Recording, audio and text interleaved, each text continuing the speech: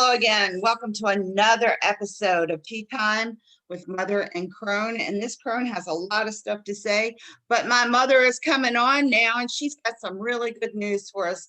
Hey, Melinda, how's life today after your birthday? It's good. It's good. I had a great birthday. It was a great weekend. Officially initiated. Yay! Yay, first degree. Woohoo. So it was very busy. We got to see each other and go shopping. It was lots of fun. It was tons of fun. I can't wait to do it again. We got to see some really neat sights. We really did. We did. It was a lot of fun. And while we were shopping, we actually were working on the show because we went and we bought teas. So we bought a nice bunch of really good herbs. So she's going to tell you about what's in my cup tonight. Yes. So tonight we have Rosehips. So I have, there's lots of actually really good information on Rosehips. And we chose this because we're getting close to Valentine's Day. So we wanted to do some roses for you. Rose hips are actually really good in vitamin C. So they're good for your immune system. There's a lot of vitamin C in it. And it's also good if you make it into a syrup. It's good for colds and sore throats as well. And of course, if you do it into a warm tea, because that warm tea is going to help your throat also. And it's also, what I found interesting, is good for rheumatoid arthritis and also knee and hip osteoarthritis. Really? So I thought that was really good. If you get the warm tea bags and you sort of, once they've steeped, you place them on your skin and your sore muscles in your joints, and it soaks into those muscles through your skin. It works that way as well. And you can also do that for dizziness and headaches, which I thought was really interesting. And also, if you use Rosehips externally as an oil and you make it into an oil, it helps the firmness of your skin. It regenerates your tissues. So I thought that was really interesting. And it also helps with aching feet. You can actually soak your feet in warm rosehip tea, and it pulls out the aches from, like if you're standing a lot or if you're walking around. And also, rosehips have a lot of iron in them, so it's really good for menstrual time to replace a lot of that iron that we lose. So I thought that was really good too. So those are just some of the health benefits. And then also there's, of course, magical benefits as well. It's very good for anything having to do with friendship, love, peace, because it's ruled by the planet and the goddess Venus, and also the element of water. So any workings that you want to do with anything like that, friendship, peace, love, anything like that is going to be good for. One thing that I thought was interesting, if you place rosehips under your pillow, is supposed to help with nightmares. Oh, I have not heard that before. Never heard that before. That's interesting. I know, I haven't either. And also, if you put a few pieces in your wallet, it's supposed to help with prosperity. I thought that was interesting. See how it smells if I'm going to put it under my pillow. It has a sweet smell to it, similar to like a raisin. Yes, it does. They kind of look like, they remind me of raisins. They kind of look like dried cranberries. Yeah. That's what they remind me of. And Oh, also, if you can make little satchels or little muslin bags, you can put them in, because it's good for peace. You can also put them throughout your home after some disharmony or an argument, and it's supposed to help bring back peace and harmony in your home. You can put them in your cabinets in your closet and kind of just put them all throughout your house. I thought that was really interesting. And the smell would be pretty awesome too, because they have a very nice smell to them. Yeah, I thought that was really interesting. So I didn't realize that it was great for so many, many, many things. It's funny. When I was in culinary school, we had taken the rose petals, and they are edible. Mhm. And I've decorated cakes with them, like wedding cakes, you know, you put the rose petals all around it and stuff. And I had never thought about eating a flower, okay, because the thought Right, never occurred to me. right. And we're doing the cake, and my culinary instructor just picks one up and eats it. I'm like, "You're eating a flower." He's like, Yeah. and I was pleasantly amazed that, yeah, you can eat the flower. And it was like, wow. So, and Valentine's Day, I know they sometimes dip them in chocolate, Mhm. little rose petals, like half in chocolate, like a half chocolate strawberry. And they'll put them on little, you know, cakes and things like that. Now, since you were telling me the rose hips, I'm guessing that we had red roses because our tea, now it looks a little brown, but it has a really nice, it looks from where I'm seeing it like a nice Chablis. I have a green tea with the rose hip. So it like a nice little pinky color going on there. I will tell you, it's a little tart, kind of like a cranberry. Mhm. Um, that sweet tart kind of thing going on. The smell is really good though from the tea. The tea smells really good. I am I'm a nose person, so if it doesn't smell good, it doesn't get past my nose. Right. So, you know, when you put your nose in a cup of tea, you know, you do that. Oh, I don't think I can. Mugwort does that to me. Sorry, I know mugwort's a good tea, but you get it to here, and it's like, oh no, it's not working. It even to me, it even smells like dried cranberry. I mean, it Mhm. really does look like dried cranberries. If I if I didn't have it labeled in a bag, I would, I probably wouldn't know a difference. I would not have guessed what it was No, because the smell, the look, the texture all says dried cranberries. it really does. It's pretty amazing how much it. I mean, they're much harder than like a dried cranberry, but Yeah, yeah, but they're very similar in texture. So I was amazed that roses are not only are they beautiful and signify love, but they're good for so many things. I didn't know about the osteoarthritis. Now I have that. I have severe osteo in both my knees. That's why I don't get around as much as I used to. And so the rose, drinking this can Mhm. help my, you know, it's funny. I have been on all kinds of medications over the years for pain and stuff. And I started doing my herbaling, like, I don't know, 2000. I've been doing it on and off since like the 80s, but I really didn't get into it till I went for my certification.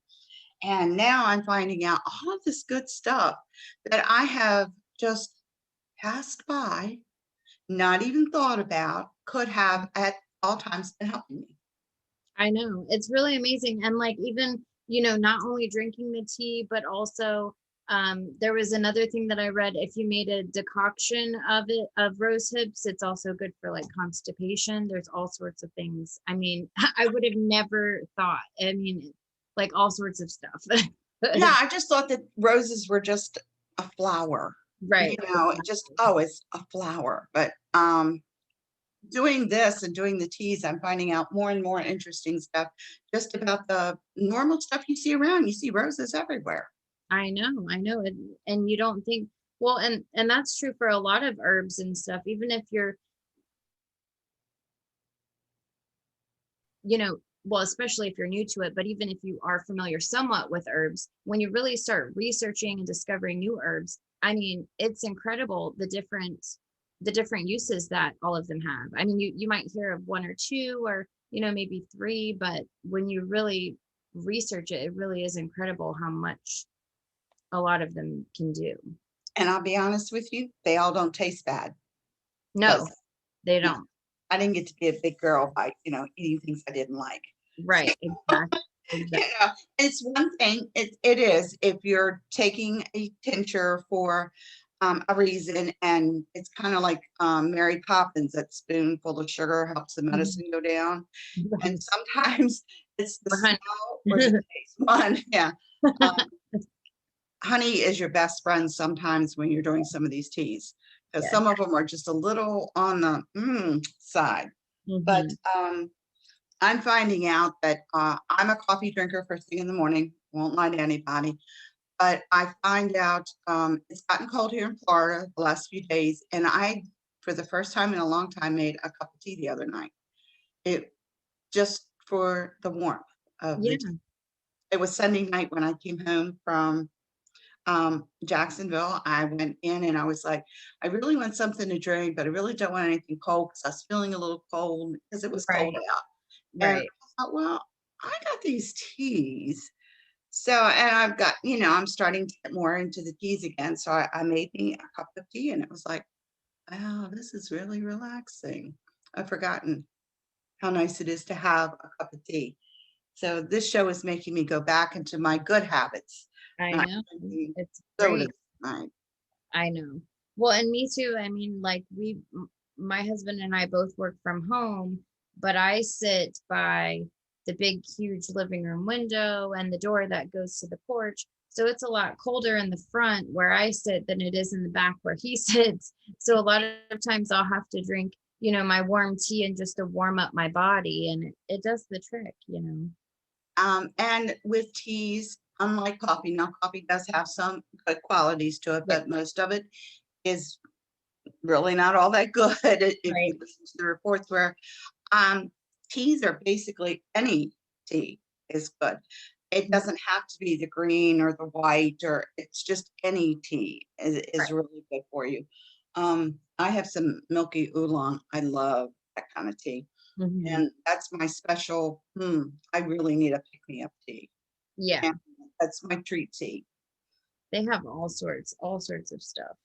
And it's wonderful. There's a lot of books out. I pick up books on occasion. I'm a book collector. There's never enough bookshelves. Yeah, I've got like 3 of them. I'm moving this week too, so Yeah. my movers hate me because I got all of these books they're having to move. But I'm finding out that here lately they published a lot more books. I would say recently in the last 10 years on different teas, different herbs that you can start mixing with your teas, and the little things that you can do to make you just feel a little bit better. Now, if you were alive back in the day, your teas, because coffee was very expensive, tea was not. Mhm. Boston Party, we all remember that one. You can, you would make a tea and it would never be just a tea. There would be something in it, some Right. herb, just something. Now, this is great with the rose hips because we're still in that cold allergy. I sound nasal. I went to Jacksonville. I came back. It's 3.5, 4 hour drive, but it is night and day because I'm on the Bay side and we have all different pollens over here than you guys have on your side. Hmm. So I'm nasal from shifting from one spot to another. And I was reading that, tea naturally will help that. Oh And yeah. the rose hips tea is supposed to be even better for it. Yeah, it is. And like I said, I have really bad allergies anyways, and this time of year for sure. And the hot cold, it warms up during the day and then it's in the 30s in the morning, and that whole thing. Without the help of pollen, that's a whole other story. So yeah, I was trying to see if I could find my tea book that I found. I'm going to cheat. I have a tea book that I picked up this weekend at one of the stores we hit. And I was really surprised. They're just saying that you can use the rose hips, the buds, and the petals. Hmm. So, and they're saying that because it's roses and we're women, we tend to think roses are, it uplifts you when you get flowers no matter what. So if Right. you're putting these beautiful rose petals in your tea, you're just going to feel like a queen to begin with. So I'm wondering if that's half the battle right there to make you feel better. Is to Exactly. have that. Also, don't forget, not just teas and thing, or like we were talking about in your wallet, or under your pillow, but also don't forget, your baths, your ritual baths, your, de-stress from that stressful day, or, just take time for yourself, and that's always a really, really good thing to remember. And I am a very big proponent now of self-care, what you need Mhm. to do. And life is way too short not to enjoy a nice Exactly. cup of tea, or spoiling yourself and buying that oolong tea that might be $1 more at the store. If Right. you can wing that dollar, go right ahead because you deserve. Exactly. Exactly. And since this is going into Valentine's Day, I just can't believe like the holidays are like going, "Yeah," it's like snowballing on me. I can't keep up all of them. I know.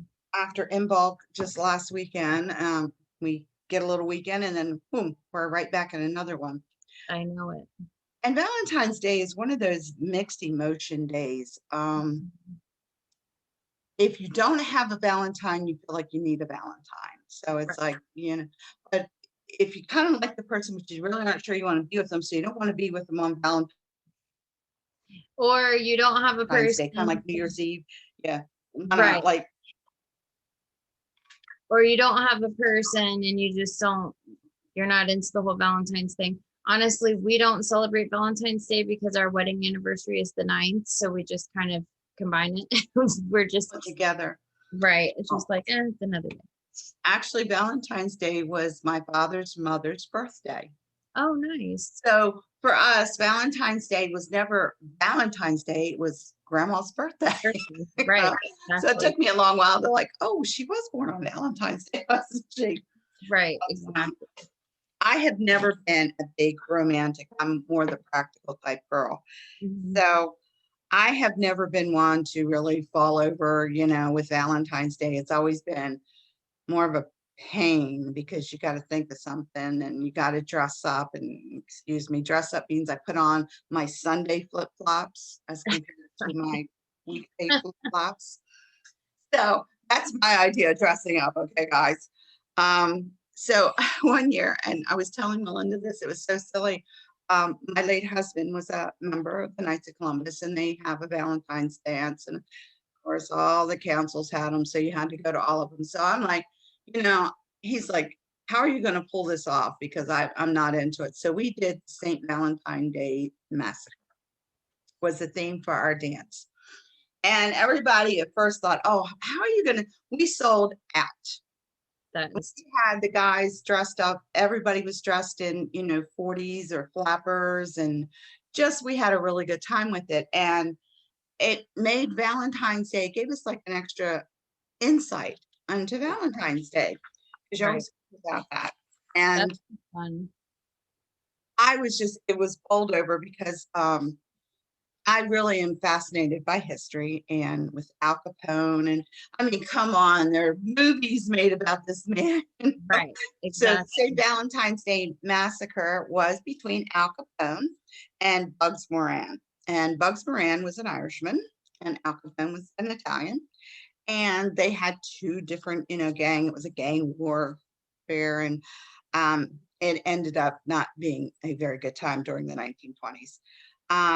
So there was this huge thing. They got into this fight and they just massacred. I mean, they just took each other out. The murdered men were Moran's best killers, and these guys, their job was to go out and kill people. They were very good at it. Frank and Pete Gusenberg. And what happened was Bugs Moran, his actual first name was George, but I guess Bugs sounded cooler. I'm not quite sure why, but I'm sure it did. Um, Four men were dressed as police officers, and they entered the Bugs's headquarters, and it was in Chicago. And these were Al Capone's guys dressed up as cops, and they come in. Now the cops are always hassling the mob, so it was nothing unusual. They came in, they lined them all up like they did, and they just went right down the line and just killed them all. So it was seven of the guys, and it was one of the largest killings that had gone on at the time. So it was interesting that they did it on Valentine's Day. I was like, I'm wondering what this man's thinking about. Right. But it was um, it was an interesting time in history. It was during the bootlegging of when we were in Prohibition, which they found out didn't work. So just give up on it. Yeah, sometimes you just got to think about that. And they all ran, they were fighting for control over the smuggling and trafficking and gambling and all the vices. Mhm. And they were fighting, just like two rival gangs. And it was just, Bugs Moran went by Al Capone where he was staying in a hotel in Cicero, and they were having lunch, and they just went by Bugs Moran and his guys in their cars and just showered him with 1,000 bullets. I Oh, guess it was an expression of love. I was Uh, gonna say, shower you with 1,000 kisses, I guess. yeah, kind of like that song "Love Hurts." Yeah, it really hurt. So that was interesting that it happened. And of course, we all know, the end of it. They never did get Al Capone for it. He ended up going to prison for tax evasion rather than killing all of these people.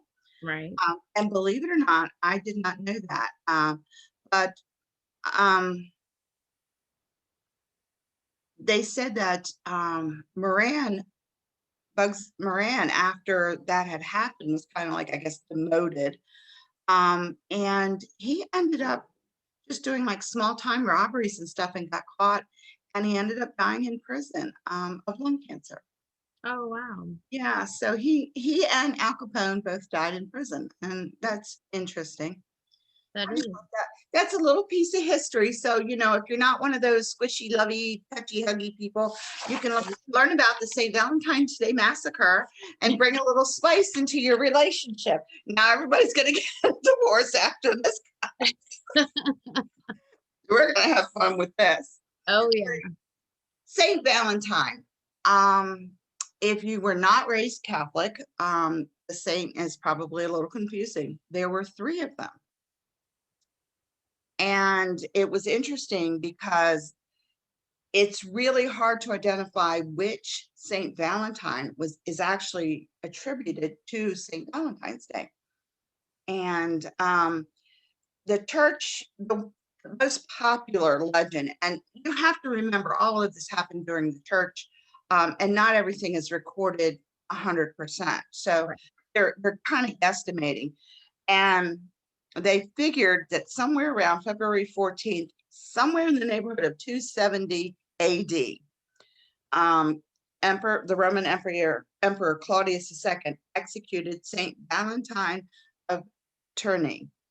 And his crime was he continued to perform marriage ceremonies in secret after Claudius outlawed unions to encourage the guys to join the army. So he didn't want them getting married; he wanted them to join his army. Right. And he was beheaded, and he signed a farewell note, and it said, "From your Valentine." Oh. So that's where we get it. Now, in 496, Pope Galatius declared February 14th as a feast day of St. Valentine. So they don't know whether this was to honor a saint or, like, why would you do this? So they're not sure if it was really to honor a saint or was it to just a way to Christianize a very unsavory pagan practice in Rome at that time was called Lupercalia. And that's kind of a wolf. And that's where it's almost like a Sadie Hawkins, where the girls take the guys out and you lay naked in the woods and, stare at the stars. Yeah, we know how that works. But that was that is still practiced by pagans, mostly the Roman and the Greco-Roman area. So that's kind of interesting. So in 1375, a poem that was called Parliament of Foils or Fools, depending on how you pronounce it, by Chaucer. And he wrote, for this was sent on Saint Valentine's Day, when every fowl cometh there to choose his mate. Okay, my English is better than that. And of course, Shakespeare followed, with his love sonnets on St. Valentine's Day. And then after that, they started exchanging cards. And the oldest known Valentine actually dates back to 1415. And Wow. it was sent by Charles, who was a Duke of Orleans, to his wife while he was imprisoned in the Tower of London. So that's kind of probably where the romance then came from, you know. Right. He's in prison and he writes that. Now, the giving of the flowers didn't originate till the 17th century when King Charles II of Sweden popularized called the language of flowers. And what they were doing is we were attaching meanings to different types of flowers throughout Europe. And that's where you get like your yellow rose means something, your pink rose, you know, all of that. Right. Uh, and the most typical flower that they were sending was the rose because of its association with Aphrodite, Venus. And since then, it has grown, of course. The National Retail Federation estimating that 2 billion with a B is spent on Valentine's Day flowers every year. Wow. Yeah, so between the flowers, Hallmark, and chocolate, they're making a killing. I bet. I bet. Yes, and as it's gone on, you know, the first mass-produced cards in America were in the 1840s, and Hallmark entered in 1913. So today, the greeting card is approximately 145 million cards around the world every Wow. year. Now, this is something I didn't know because I was not a fan of the show Parks and Recreation. I I've just, never. I'm sorry. okay, you didn't see it either, so I'm not the only one. Hands. I'm sorry. I've never seen it. I've heard of it. I've heard it's funny. I've never watched it. Well, I've tried it. I'm not saying it's bad. I've just never. I've never watched it, so this really surprised me. There is a thing called Galentine's Day with a GAL, and it's celebrated on February 13th, and it's an opportunity, believe it or not, for women friends to get Oh, together. And they recognize and show their appreciation for their platonic female friendships, which I where thought we was really, where we going, Pam? where are we going on that day? We're going to be Oh, we're gonna on be. road again. That's right. And we are going to be with a group of girls, of women. So, you We know, are gonna be gallivanting with our Valentines, aren't we? yes, and you know, we might just have to do a few Valentine cards. That's Um, cool. and the popularity is the wave of women empowering and increasing emphasis on younger generation to not tear down a woman who's doing good, but to be there because sometimes your girl relationships, your girlfriends get you through the worst of your life. Oh And yeah. I thought that was really a cool thing to do. I mean, you know, we get to celebrate each other in a really, really nice way. So that was really interesting to me. That Now, is really cool. And that brings up like a really good point. Just lifting each other up, and it's not a competition. You should be happy.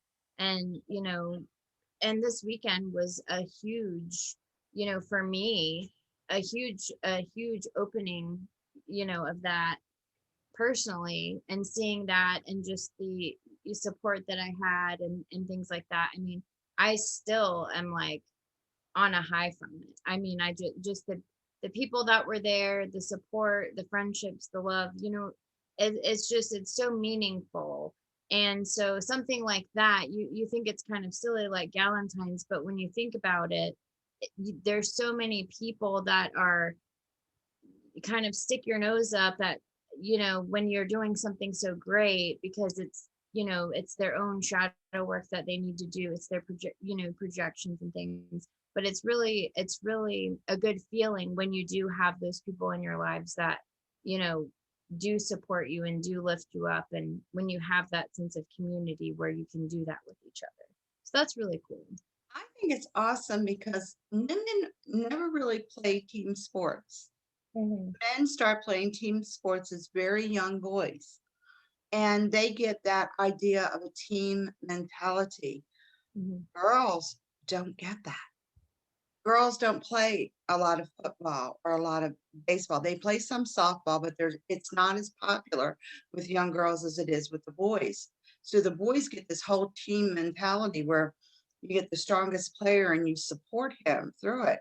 Where women, most of our sports are single sports, tennis, gymnastics, aerobics, and it's kind of like you're competing against the other girl. There's not that team effort. You notice that a lot in business. It's Mhm. getting better. I'll give the women a great kudo. We are really starting to bridge that gap, but it's a very large gap. When I started managing years ago, there was, I could get the guys to like, come on, guys, take one for the team. Right, You can really get them going, but the girls, they will kill each other for the chance to be on top. right, yeah. And I think that that's kind of unfortunately where we've been for a long time. Mhm. And you're now seeing this. Sex in the City was a really good show for that because they showed the girls helping each other and getting through it, funny situations and all. But the Right, reality is, um, many women are closer to their girlfriends than they are to their significant others. right. And there was a thing that's coming up, and I heard it on the radio and I meant to write it down. Of course, I forgot. But they were talking on the radio that younger women now are taking more time and more pride in their female groups than they are even in, like, they'll let the marriage go before they let their girlfriend go. Wow. And that's kind of how it was back in years before, because it took a whole village to raise a kid because you Yeah, pull together. And I think it's really cool that we're starting to do that over again now. We're really starting to look at our girlfriends, because let me tell you, Melinda and I can both attest to this. We get on the line with each other oh, and yeah, I'm complaining or she's complaining. And it's so comforting to know I can say anything and it's going to be taken like I'm there for you. exactly, exactly. It's good to have those relationships. So that's really cool that there's something out there like that and that people are kind of They running off with that. Yeah, they need to really emphasize that in schools where the girls need to do more participation things in teams and groups because that's where you start building those bonds, Exactly, exactly. and having that best friend. I mean, everybody's got stories about their best friend growing up and who their best Mhm. friend is. And a girlfriend can get you through a lot more than a male friend because she's going through physically some of the things you are. Right. Very hard to explain to a guy what it feels like when you have that time. Mhm. No clue. And then you get to my time, and all of a sudden you're drenching your clothes. Those hot flashes hit. You have your own little personal summer going on there. Um, 20 below outside, but you can see the steam coming off of her head. Type of things where your girlfriend's going to understand because she's going to go, oh yeah. And if Right, she's a really good girlfriend, she's going to bring over the bottle of wine and just hand it to you. right. You're And a not. portable air conditioner for you, little fan. There you go. See, she knows. She knows. Um, the one thing I thought was interesting now, from a little child, we've always made the heart. Well, when Mhm. you're little, you honestly believe that that's what your heart looks like because cartoons, even the Mhm. stupid board game Operation. Yep. Remember, Broken Heart was a heart. It Yeah, wasn't. First time I saw a heart, I was like, oh, I know. Like that's not what we were taught at all. Just like where's my heart? I know. So I was confused. I didn't know, like, where did it come from? Like, Mhm. why do we have this? Right. Well, I was digging this up. I mean, we actually do our homework, we go and look this up. And I was kind of odd because I'm like, how do you go from this to heart, The heart valves and right. with all the gross stuff? And what they believe was that Aristotle was saying he thought the heart only had three chambers, Mhm. and one, two, three would give you the heart shape. There's also the mystery, and this is interesting. Okay, the shape of the heart, what they believe is because they tried to draw Aristotle's heart, and I guess finally they cut people open and looked at him. I don't know. But at that point, he's saying three chambers. So people, when you get something in somebody's head, you're not going to get it out. It's there. But they think that it could be, and it's called it's a sylphium, okay, but we know it as a bleeding heart. Oh yeah, those are The pretty. seed actually looks like this. Now, this was actually used in an early form of birth control. Oh wow. So that would make perfectly good sense Yes. because sex has always been related to the heart. Mhm. So it says that in the 16th century, the icon was so popular that it stuck because everybody was using this, and this was used as a birth control. So Wow. it's interesting to know that. And it's funny that this is called a bleeding heart. So this is what they thought the heart looked like. Wow, yeah. So you have a bleeding heart. And they kept saying, when I was looking this up, they kept giving me the name of the plant. And I'm like, I've never heard of this plant, you know. And then I see the picture, and I'm like, oh my goodness, I used to have this in my garden in Baltimore. Oh wow. I had a huge bush of bleeding hearts. I think they're the most beautiful plant. They really are very pretty. And that's where you get it from. So when your child comes home with something that looks kind of sort of like this, and he tells you it's a Valentine because sometimes they're very uniquely drawn. Mhm. Yes. We know how to explain that one. Um, this is what they're looking at was the bleeding heart. That's really I cool. just thought that was really interesting because it was like, wow. Um, and this flower was actually on the Greek colony of Cyrene. So that's where it was actually cultivated from. And it's, well, I had one in my yard in Maryland, so they're all over the world. Um, it's a hardy, pretty hardy little plant. It's been run over with a lawnmower on many, many occasions. I, yeah, it's like, don't run over. Oh, You're yeah, like, wait. that was the plant. Oh, gosh. Yeah, they're really pretty. I've seen them. Yeah, so I'm like, that was interesting. So now we've gotten rid of that little mystery of life. So we now know it is. So we're going to have to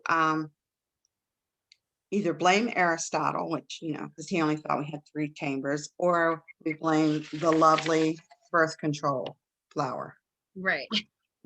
That's what's There you go. What are we going to do? But that's interesting. There are many, you know, unique things. Once you get something in your head, that's what you believe it is, regardless of what it actually looks like. I exactly. rather cute that it's a little bleeding heart plant, and that's the seed. So now we know why we have the heart shape. I just never knew why. I know. I know. And that was interesting. So we Well, had, oh, go ahead. no, go on. Oh, no, I was just going to move on to the next piece. Sure. So there's different, of course, pantheons, depending on what you follow, that include love, marriage, peace, sex, pleasure. There's a ton.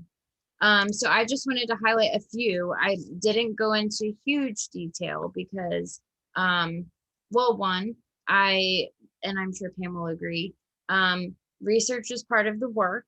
So it's very important when you're on your path that you research, you know, find out what works for you, but let's not be, what do we call them? Google doctors. Yeah. Google PhDs. Make sure that they are reliable resources. But depending on your pantheon, I just wanted to pick out a few here that you can sort of look up in more detail if it's something that you think might interest you.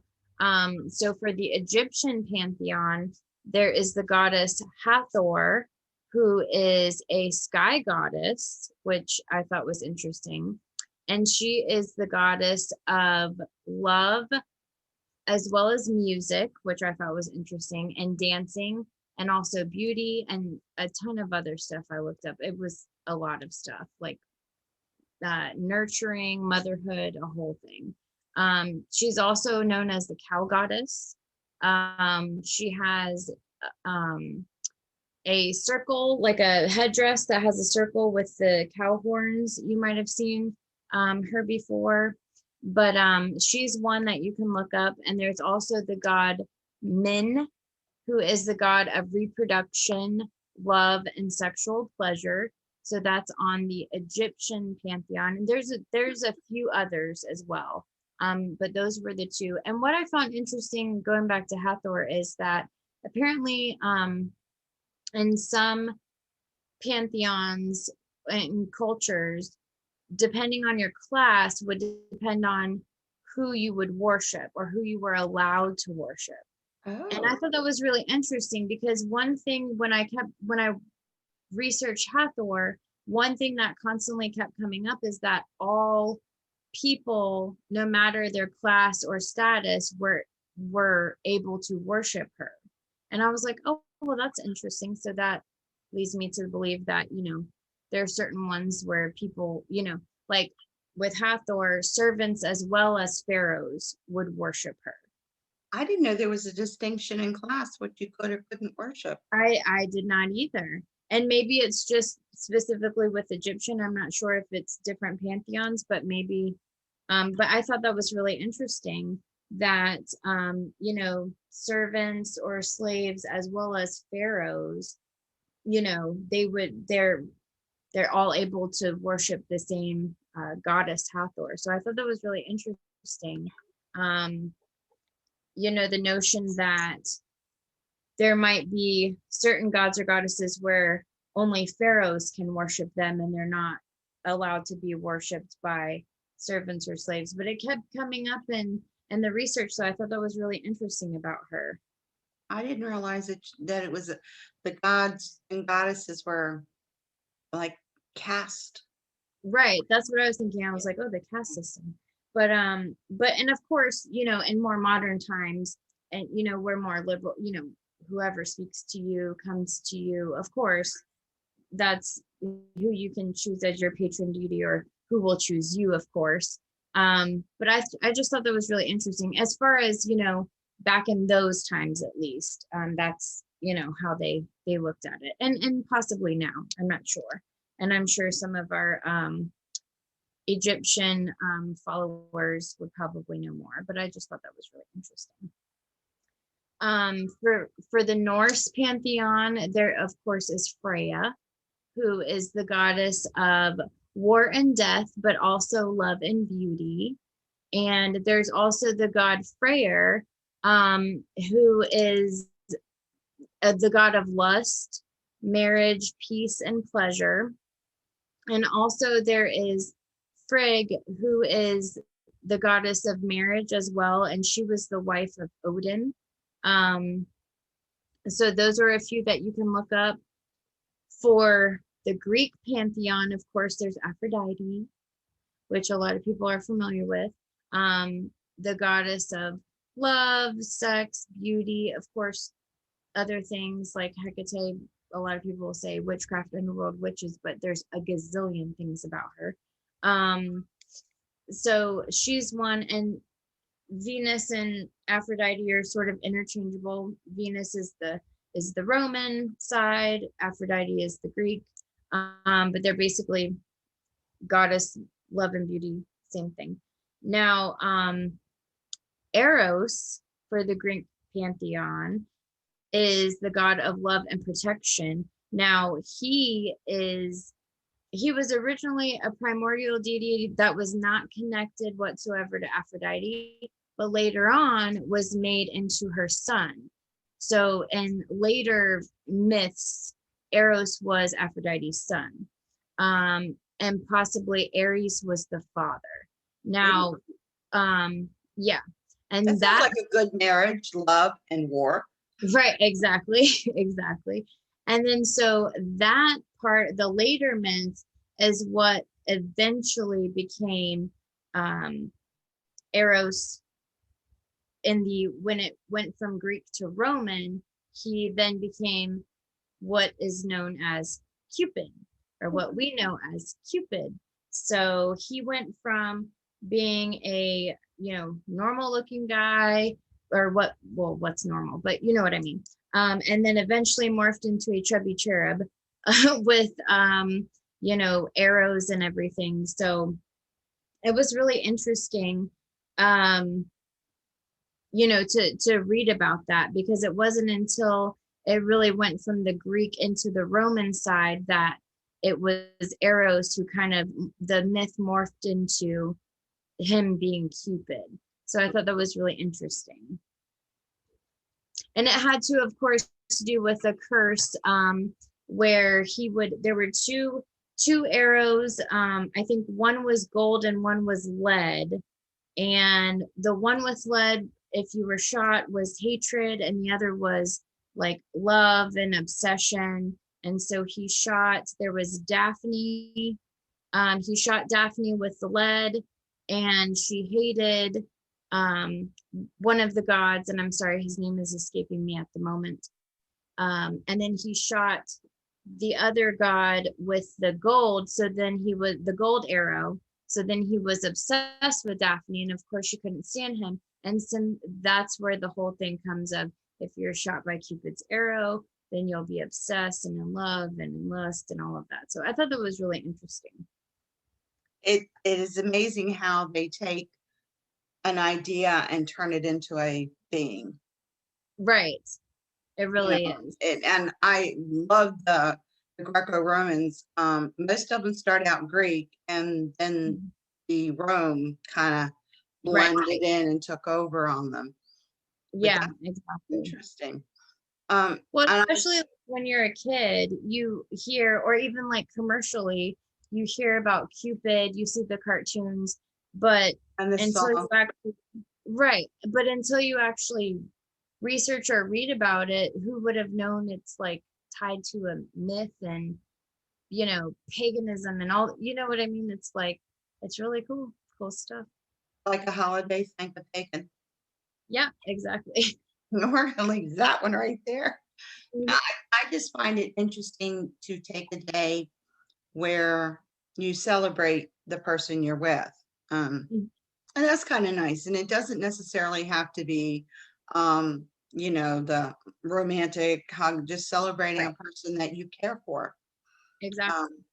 I think so many people are hung up on relationships, meaning romantic, but relationships can be family, friendships, platonic, there's so much, the commercialism has like overtaken everything, and it's like, it doesn't mean it has to be a romantic relationship. Do something nice for your friend, do something nice for a stranger, buy a bouquet of flowers and, hand single flowers out to strangers randomly, just because, why not? I bet that'll make their day. Happy Valentine's Day. It's one of those days where, when you're much younger, you're devastated if you don't have a significant other. As you get older, it becomes, your circle of friends tends to become a little bit tighter as you get older. And, you may have 400 friends on Facebook, but in reality, you have maybe 10 friends that you deal with. I'd rather have a quality tribe than a quantity tribe. But it is really nice to celebrate your friends. And you're right, not the lovey romance, all that, but just celebrate the friends who support you and are with you. And with this COVID thing going on, I know a lot of people cannot get out and travel, or are afraid to, and that's certainly plausible, and it's certainly okay.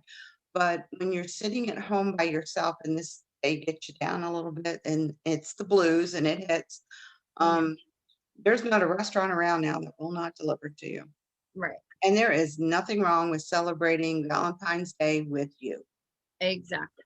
Nothing, a glass of wine and chocolates won't help. There you go. I mean, just think about doing something for you that you just think is extra special. If you're a bath person, Think about lighting those candles, making that bubble bath, having that glass of wine and a book in the tub.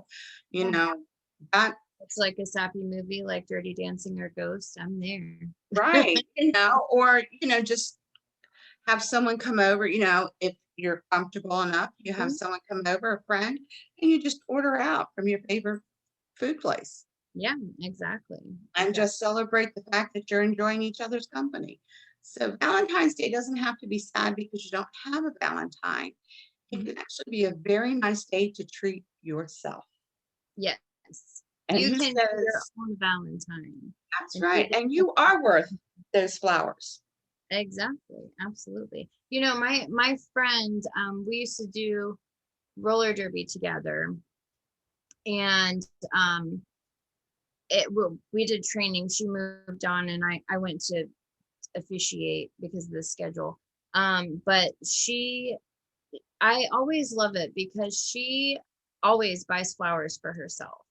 And she'll post them on Facebook, and she does these fabulous pictures of herself and these like cocktail dresses and these heels and these random places throughout town just of herself, and she just feels fabulous, and every time I see her pictures it makes me feel good, and it's like, you know what, you go girl.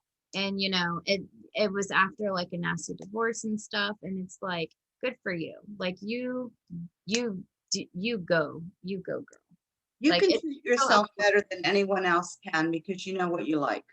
right, exactly. But Um, it's so nice to see. It's like, of course there might be heartache and stuff like that, and there's loneliness and depression, and like you said, especially with COVID and things, but even just doing those small little things for yourself and allowing yourself to be open to those things, it makes a big difference. it really does. I mean, you don't have to be with someone. Sometimes there's so much pressure in society. Hmm. I know, especially when I was a young girl, like, why aren't you married? You need to get Right. married. It's like, I don't need a man. I'm quite capable of myself. But Exactly. yeah, I married young and it was like, well, okay, you know, but I don't, as I've gotten older and now I am single, I'm a widow. And it's really nice now sometimes to be alone. Right. Just think about it, ladies. You don't have to pick up dirty socks, dirty underwear, or any unless it's your own. Right. So, but it is nice to do those little things for yourself. Men will do that. Men will go out and buy themselves something or do something that they want to do, go to the driving range, go hit some baseballs or something. They do those things for themselves. But we women are so bad for that. And it's really a shame. It's like, oh Or no, it's too expensive. Yeah, or we put others first and ourselves last. My mom was always like that. Even small things like just dinner. Like she would, you know, dad would have dinner first and then kids, and then she would always give herself something like, and being a wife and a mother now and being an adult now and realizing that, looking back on that, it's like, wow, she always put herself, but then realizing that I do the same thing because that's what I saw. And it's like, yeah, I'm gonna get myself this bowl first. You know what I mean? It's okay to do that. It's okay to put yourself first. It's And okay, like, hey, can you make me that plate? You can, yeah, thank you. yes, and it's okay to do that. And you know what? If you put yourself first every once in a while, you're more appreciated because then it's like, oh, wow, mom went first. And, as my children have grown up, I might go in and make myself some dinner. And, oh, you made you dinner. Did you make it? No, you're all capable. There's a kitchen right there. Right. You know, and it's like, oh, then when you do make a meal, it's like, oh, mom cooked tonight. Hmm. And when my kids were growing up and in school, we ate dinner every night at the table. That was a thing for me. Hmm. But when you stop doing for you and you start doing for everybody else, you can't draw from an empty well. Exactly. And I see so Exactly. many women, depression and bitterness because nothing is worse than, you being disappointed over and over because you did not voice or did not push that you wanted to do this. So, oh no, it's whatever you want to do. You pick. And it's like, sometimes you need to say what you really want. Right, right. Instead of settling for something you don't want and then you're not enjoying yourself. That was one of my biggest obstacles. I like I said, I kind of fell into that putting myself last sort of thing, doing the mom role, doing the working full time, doing the college, doing the wife, and never like Melinda time. You know what I mean? There was none of that going on unless I was asleep or, maybe if the kids were asleep, I might have time to watch a show. And then I could never read a book because if I started a book that late, I would be asleep in 5 seconds because if I read late, it always puts me to sleep. But yeah, that was one of my hardest lessons, honestly, to learn was to kind of put my foot down and say, okay, mom needs 15 minutes. You know what I mean? Yeah. And if you find you don't do that, you end up like really, it gets to be becoming bitter. And then you become the bitter old lady because you've never voiced that, no, I really don't like sushi. Let's go to McDonald's instead. right. And it's those kinds of things. We're not told to voice this, oh, whatever you want to go, wherever you want to go, hon. Yep. And then you might put forth a little like, well, I really like the steaks over there. And oh, I don't feel like going for steak now. You stand, no, we're going for steaks tonight because that's where I want to go. And Compromise. I yeah, want steak. If you want ribs or chicken, I'm sure they have it on the menu. right. But there's a lot of times when we women will swallow it Mhm. and go. Yeah. Or you won't spend, oh, that lipstick's 11. This is only 6, but I really like that color, but I'll get the cheap. Right. Like, why? Right. You know, Same here. It got to the point where I'm like, is this $5 extra gonna put me on the street and take food out of my kid's mouth? No, it's not. So, I learned that lesson as well, thankfully. But because also we work too hard. We work too hard in our mundane life, it's so hard sometimes you work, to pay your bills, you work, you get off, you have this whole schedule when you get off, the cooking, the cleaning, the getting, for me, I still have young kids, the bath time, the dinner, the brushing the teeth, the getting ready for school the next day, and then you repeat it all the next day. It's like you're like in in the little gerbil wheel, so it's like if you don't stop every now and then, you will get lost in it. And it's very important to just take a breather and just, and a lot of women unfortunately get lost in it. And Mhm. then when divorce or death happens, you have no idea what to do. You're lost Mhm. because you've always had someone or you've always done for the whole family. Empty nest syndrome tends to hit women more than men. Part of it is our hormones. Let's just be out there with that. We birthed these little guys and now they're leaving us. Right. But a lot of it is you lose your identity. Mhm. You are no longer, I know, when I first got married way back in the day, you were Mrs. whatever his name was. Right. And then you had children, so you were so and so's mom. Mom, right. Mhm. And then you were so and so's wife. And it Mhm. was like, who am I? Mhm. And if you're in a relationship very long, you do lose yourself, and then my husband passed away. So it was like, oh, my kids were grown. I Mhm. don't have a husband now. Now what do I do? Right. I was very fortunate I'm very strong. So it was like, it wasn't a big deal in that respect. I knew who I was. I knew what I was doing. My spiritual life was my savior. Right. And I was able to come back from that. But a lot of women lose themselves in their roles. Exactly.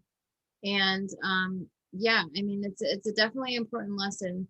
Oh, I feel like that's like a red tent we need to do. That might be a good red tent. Yes, we still do red tent, ladies. Yes, we do. So speaking of, for today's tea time grimoire, Oh, Do you have the spell? Spell. I'm sitting here going, this spell For you're gonna do a spell to be open for love? to be open for love.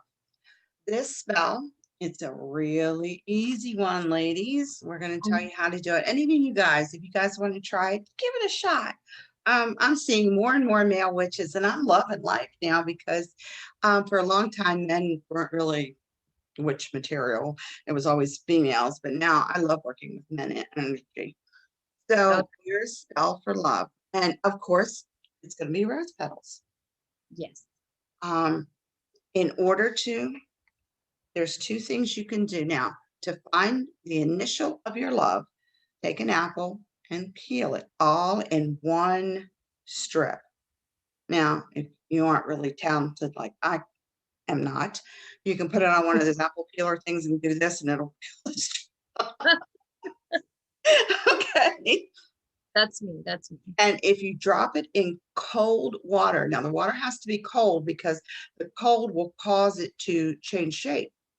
And whatever the shape of and it looks like whatever letter, that is the letter of your first love's name, of his first name. So if it looks like a C, it might be Charles or Carl or whatever.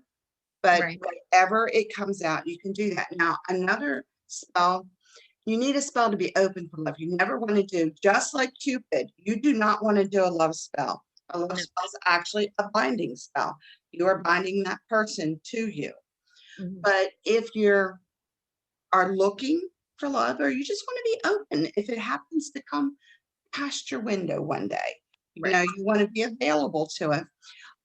There are two different spells you can do. One is with rose petals, and you sprinkle your pillow with rose petals and you sleep on it. And that is supposed to open your third eye because roses are our love flower. And if you put it in your bed, it's supposed to open you up and prepare you to meet the person that you're opening yourself up for. So, you know, go to bed, you wake up, and it's supposed to work. You do it on a full moon. And by the next full moon, you've opened yourself up. You should be having someone who's interested in you.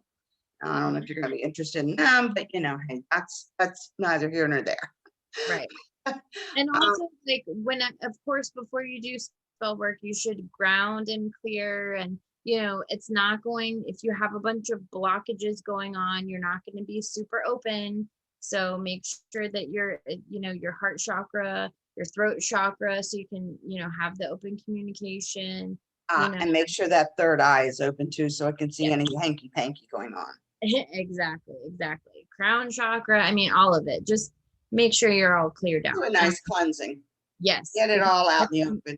It definitely makes a difference. There are ritual baths where you use a bath salt, rose hips, or rose petals again, and lavender, because lavender is very calming. And many times we are nervous around someone we like, or nervous, in thinking about it. You can do, now I'm a shower person. I don't do baths. I find if I make my mojo bag, I tie it onto my shower and let it come down. But a little bit of your bath salts, and if they're scented already with the rose, it makes it even nicer. And a little lavender and the roses. And of course, now I can give you verbiage for a spell, but it is not going to be the same as if you come up with it, because you're going to put the energy into it. My energy is going to be 30 seconds. Right. Let's look how a spell works. It's a return on the energy that you put out. Exactly. It's physics. That's all it is. So if you move enough emotion, if you move enough energy, something's going to happen. And you need to be very clear about what you're looking for. There's another one where you write down the attributes that you're looking for in a partner. Honesty, open-mindedness, acceptance, those kinds of things. Funny would be mine. Funny. Oh, funny has got to be in there, because trust me, as you get older, No, if they Yeah, can't make you laugh at this age, don't even try it, because I it's got lucky in that department. My husband's a big goofball, so. and that makes, if you feel comfortable enough around the person to be a goofball, then there's something there. Exactly. There really is, because you feel comfortable enough to show who you really are. But you can make a list of the attributes that you're looking for, those maybe the top 10. And Right. we're not talking hair color, eye color, any of that. We're talking about actual attributes of the person. You can put that and burn it Mhm. with, again, rose hips or rose petals. Um, Moon would be good for that. Dark. yes, Mhm. put it under your pillow again. A lot of these things for women, it must have been a big thing to sleep and dream about your lover, Mhm. or who is going to be, or who your future husband would be. You got to remember, back in the day, your lifespan wasn't that long. So, I Right. guess it was, you married young, because if you were young and strong, you could birth children. As you got Right. older, forget it, you were dying in childbirth. Right. So a lot of the spells require you to sleep on it. And Mhm. and if you notice, everybody will tell you, if you're going to make a deal or something like that, well, let me sleep on it. Right. Because what happens is your subconscious at that point gets a little bit clearer when you're asleep, and it can run through scenarios that you wouldn't think about when you're consciously awake, because you've got 4 million things going on at one time. When Exactly. you're sleeping, your brain's slowing down finally. So Mhm. a lot of times that sleeping on it is to give you clarity of thought. So Exactly. you can sleep on what you're looking for, but listing your attributes isn't a bad thing to do. It's, what do you consider important in a relationship? If you get on any of these dating sites, and I'm talking about, the big ones, Right. that's a lot of things that they put on there. What are you looking for? And they ask the question like 4 or 5 times, but in different ways, to see how you answer it, because that answer is how they interpret what you're actually looking for, and to match you up with somebody. Right. And Um, yeah, and like you said, you don't need to put eye color, hair color, if they have tattoos or not. Like, don't limit yourself. Don't be, don't and be you like, want somebody, I mean, opposites do attract, but then if you're too opposite, you're never going to find anything in common. exactly. But you don't want to be exactly like each other, because that gets to be really boring to Right. live with yourself. It You doesn't want, have to be like a huge laundry list either, because like you said, you don't want to make it super limiting. I mean, if you do a long list, it's going to be limiting. If you do it too specifically, it's going to be limiting. Just a few things that are important to you, that are meaningful to you, maybe like 4 or 5 things, not like a 10, 15, nothing like no, that. I would do the top 5 that you feel that are very, very important to you.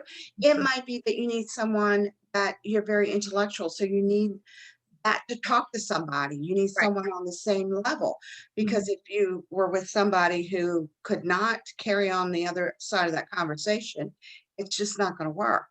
Exactly. You might need that mental stimulation. So and that does a lot of things too. When you sit down and do that, you actually start thinking, because Mhm. then you start thinking about people. Oh, I liked so and so because he had a good sense of humor, and Right. good sense of humor, you're not limiting yourself, because now you're picking attributes from different people that you know. So you're opening up your field. You're not trying to narrow it down to one person. Right. You have to be open to the moment. Exactly. You will meet people in places you would never guess that you Right. would meet them, you Nope. know. And I met my late husband at a high school reunion. It was our high school reunion. And Our time has been at work. yeah, it was kind of weird. I had been divorced. My first husband and I were married for over 20 years. And I went to my high school reunion, and I had known him. Of course, we all went to high school together. So I knew him. He was divorced, and I never thought that we would ever, I knew who he was. It wasn't like, a big heartthrob or anything. And we were much older, and we Mhm. got to talking, and it was like we just matched right up. So we were married for quite a number of years. So you got to leave yourself open to that, because you never know. And the one thing as I've gotten older, um, I've heard all the stories about where you meet your husband and all. A lot of girls go out to the bar, to find somebody, but is that where you would plan on spending your life? You know, Right. you might be better off meeting them in the grocery store because trust me, you got kids, you live in a grocery store. Um, Right. every day you're there, what bread, milk, goodness only knows what else Something they. you forget something that's not on this. But yeah, I mean, leave yourself open. Don't limit yourself. Platonic relationships are awesome. Hmm. I have several male friends that I've been friends with for longer than most marriages. And it's kind of scary because I'm like, oh my goodness, we've been friends longer than most people have been married. And those are very, very good relationships. You can always find that guy friend when you want to ask him, okay, how does a guy think about this? How does a man get to this perspective? You Right. know, and if you have a guy friend, you can always ask. And of course, he's going to ask you the obvious. Well, how does a woman get to this perspective? You Exactly. know, so it kind of leaves it open. Um, but it's kind of one of those things that you don't want to dive into. You don't want to go into blind. Please take it easy on the tarot readers. Valentine's is a hard time for us tarot readers. I will tell you that. To us. Everybody wants to know if they don't have a love, when am I going to find my true love? And it's like, oh my God, if I do one more of those readings, I'm going to cry. Yeah, don't do that to us, please. And so it's not our fault, really. We don't control this. We just read what's on the cards. Right. And Valentine's Day, I usually end up with a lot of tears because, Hmm. they're like, well, where's my love at? Where's my future husband? I'm like, I don't have a clue. Um, Right. but leave yourself open. They say if you're not looking for it, you'll find it. Exactly. And that's what happened with my husband and I. And Tuesday will be, just a couple days, will be 14 years. So, Yeah, and it's just leave it open. Don't go hunting for it. mm-mm. Let it come to you. And if it comes to you and it works out, then it was meant to be. But if you have to hunt for it and track it down like, a grizzly bear, I'm not Right. sure you're gonna like that bear when you get it home. Exactly. So, Well, and take it that's easy a on great yourself. show. Yeah, exactly. Take it easy on yourself. Do your exercises, cleanse and clear, do your ritual baths, make yourself open to those possibilities. Make sure you're doing your self love, because if you can't love yourself, what is it? Oh man, I watched this other woman on Facebook. I love her so much. And she always quotes RuPaul. And she says, if you can't love yourself, how the hell are you going to love anybody else? That's So, true. yeah. So, remember that, folks. And Do the those word, little extra things for yourself. Make yourself happy because if you're not happy, you're not going to make anybody else happy. What's the exactly, saying? If mama ain't happy, ain't no one happy. right. That's Exactly. happy wife, happy life. Yeah. Mm-hmm. And Exactly. those are said for a reason. Mm-hmm. So Well, this was an Valentine's, awesome show. The Valentine's Day Massacre and 3 St. Valentines, who would have known? and all the gods and goddesses that we've added in and all the wonderful attributes to the The rose. beautiful flower rose. I I mean, know. it's I know. interesting. And And next will be I'm on looking for more black roses for mine. I have black roses here, because they're my night, favorite. of course. Why not? And And next week will be on location, and we will be discussing psychic teas next week. And do we want to tell them where we're going to be? oh, why not? It's going to be so much fun. Yeah. So we're going to be in Casadega, Florida, which is, if you've ever heard of Lilydale in New York, it's sort of like a smaller version of that. It's a spiritualist community where you basically have to prove that you're a medium to live there. I've met a few people that live there. It's very interesting. They're having a gala. So it's going to be a lot of fun. We're going as a temple, Compassion League temple, Lady Angela's temple, and we're going to do our show on location. We're gonna have some fun divination going on. We're gonna, walk through a cemetery. It's gonna be fun. And if you guys have any questions or want to know something special about the town, hit us in on our Facebook page, because since we're going there, they have a hotel, Yes. they have a gift shop, and they have an information Center. Yep. Yeah, so you can get us at Tea Time with Mother and Crone on our Facebook page, or you can email Tea Time, and that's THYME, like the herb, not the clock, not like telling time. teatimemc@gmail.com, and we will answer your If there questions. is something special that you want and we can get it, we'll get it. Just remember that when we're on location, and if we can film, we will. If we can't, then we'll go off to the side and talk about what we're seeing. Exactly. We have to. Still not 100% sure about that, but we're gonna find out. We're going to find out. Sometimes people are okay with it and sometimes they're not, and we're okay with that. So we're going to see what happens. It ought to be really interesting. We got to figure out how we're going to do this tea thing. So we're probably gonna have to bring hot water with us, a thermos of hot water, so we can make our own little teas. We may not have our mugs, but we'll have tea. Yes, we'll find teas somewhere, and we will take our herbs. Now, while we were out last weekend, we get a mixture for psychic tea. And do you remember what was in it? So I have it here.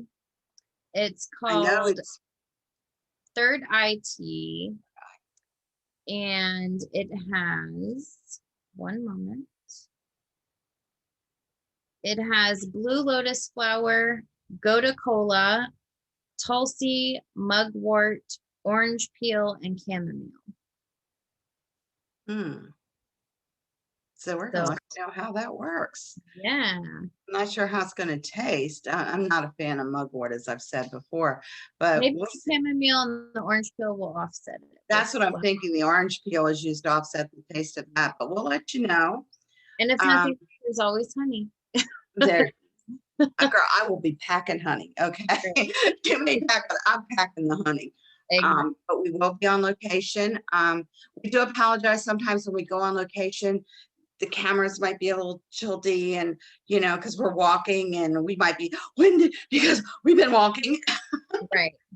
And also do want to apologize for last week. We had some video. We had a show that we did, and some of the video was lost. So we're gonna put together some of our shopping that we did with the teas, which may even be out by the time you see this. but so you'll see little snippets of that, and then next week we have some fun stuff for you in Casadega. So don't forget to look for us. We're going to be on again. We do have several road trips planned, so we're going to hit you up as we go on each road trip. Also, just a reminder that pagan.world is our newest endeavor into the wonderful world of techno magic. You'll see that on a lot of our Facebook. We are also, this is February, so we're starting out with all of our new things that we're doing through CEM broadcasting. One of them is A Year in the Life of a Medium, which is being done by Reverend Raven Wolf. So that's going to be very interesting to see. I'm excited. Then Lord Don is going to be teaching again. He's going to be having clips on. Teaching the first degree. We have rituals for beginners, and it's a year long going through the rituals. And if anybody wants to tune in on that, it's on the moons, full and dark, and on the holidays. And that's also published by CEM Broadcasting. So that's going to be out there. So we got a lot of new stuff that's coming on board this month. I